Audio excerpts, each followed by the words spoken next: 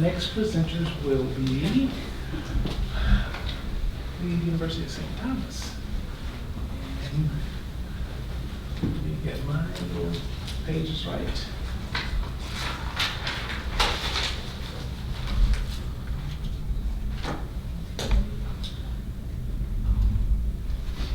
And when you're ready, you can start.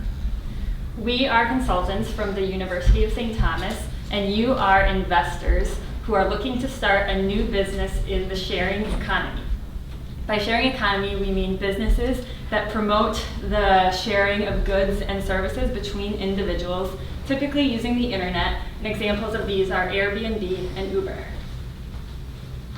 Thank you so much for inviting us back here today. My name is Allison Cambrone, and this is my colleague, Caitlin Guzik.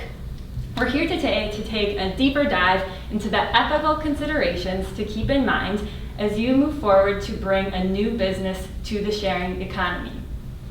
By 2025, the sharing economy is expected to have annual revenues of $335 billion. As the sharing economy continues to challenge how business is done, the world is closely watching, especially industry leaders such as Airbnb and Uber. As investors, it's hard to ignore valuations in the tens of billions of dollars. And you know that in order to be successful, you need to uncover the next great opportunity in sharing. And we can't wait to see what you come up with. You also know that Airbnb and Uber's rise to prominence hasn't come without problems. Both have faced significant criticism for their ethical conduct as they disrupted their industries and grew very quickly. You asked us how to avoid this. The bottom line is that you and your team are going to have to figure out how to establish trust. Society lost trust in traditional business models during the 2008 recession, and the internet on which the sharing economy lives is a constant source of mistrust. Establishing and preserving trust of your stakeholders is going to be key to your success in the sharing economy.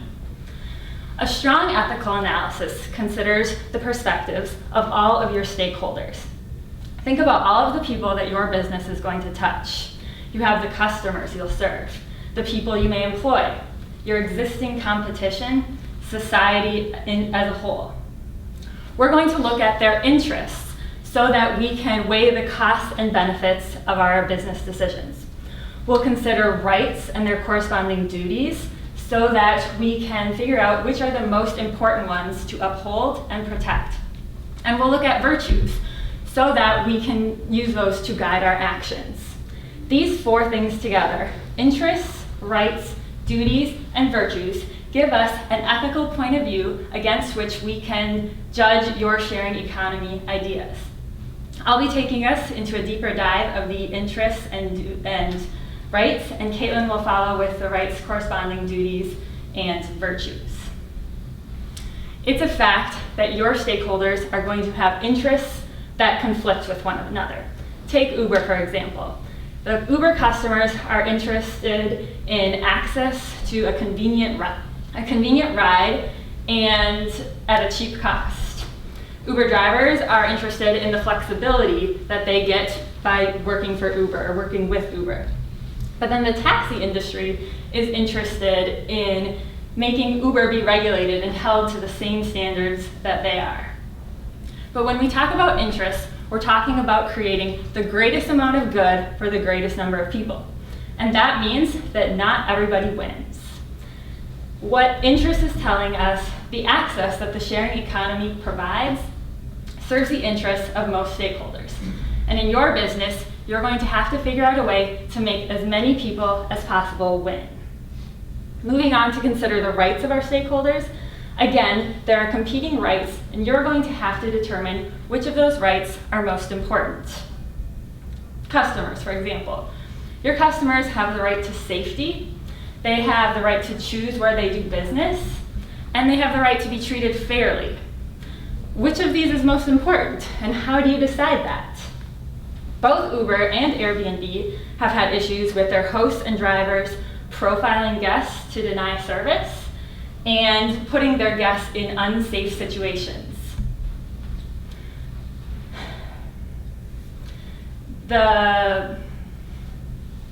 unsafe situations. And so you need to determine which of these is most important. We don't think you can necessarily go wrong in determining which is most important, but we think that it is safety. Without protecting the safety of your customers, you're not going to be able to establish that trust from society that is going to be so important to the success of your business. And with an understanding of the rights that we must uphold in the sharing economy, we can now look at the corresponding duties to protect those rights. And I will let Caitlin speak more to that now. Thank you. Now, as Allison stated, when we're talking about starting a business in the sharing economy, trust is of fundamental importance. And the reason that we go through these different avenues, we consider the interests, rights, duties, and virtues, is really to give you a way to set up a business model that maximizes trust in the market and with your consumers. So the rights that Allison mentioned specifically were the consumer's right to safety, their right to be fairly treated, and their right to choose. Now, by virtue of establishing a new business model, you're already taking some steps to further your consumer's right to choose. You're creating a new avenue for them to receive the service that they desire. Now, trumping this, however, as Allison stated, we do believe is the duty to protect the safety of your consumers. Now, in situations where there is a conflict there, where perhaps you are creating more choice, but you might be threatening the safety of your consumers, we believe that this is one of the areas where you do need to decide in favor of safety. To make this a little more concrete, one example that Allison referred to from Uber is their implementation or lack thereof of background checks. Very early on in their development as a company, they advertised themselves as being a safe alternative to taxis, saying that their drivers had no criminal history. However, there have been incidents where guests in Uber cabs have been assaulted by drivers who had prior offenses, and now they're facing millions of dollars in lawsuits and a detriment to their brand that's hard to quantify. Keeping in mind that aspect of the way you uphold your duties and the trust that you're seeking to cultivate, we can also talk about virtues. In order to uphold your duty, there's going to be a series of decisions that you'll have to make. And when we talk about virtues, we're simply talking about habits of good behavior, the habits that help you to make the right decisions as you go along. The first virtue that we talk about in any business setting is going to be justice. So you need to be set up to deliver on what you promise to your consumers, and you want to do it fairly and reliably. Another, which is essential to cultivating trust, is honesty. Now, going back to the example with Uber, one of the biggest mistakes that they made was not only in failing to provide the background checks, but in falsely stating that they had, in misleading their consumers to believe that their service was safer than it really was.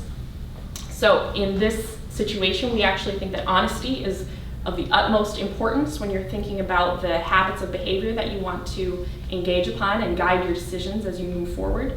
But you, of course, also need to keep in mind justice as well and do as much as you can to structure your platform in a way that delivers your service reliably and in a fair manner. So, having looked at the interests for the greatest number, having considered the rights of your stakeholders, and having considered your responsibilities in relation to those rights, as well as the patterns of behavior that will help you make the right decisions, we hope that our framework that we've presented to you will help you as you continue to evaluate business models set before you. And we thank you very much for your time.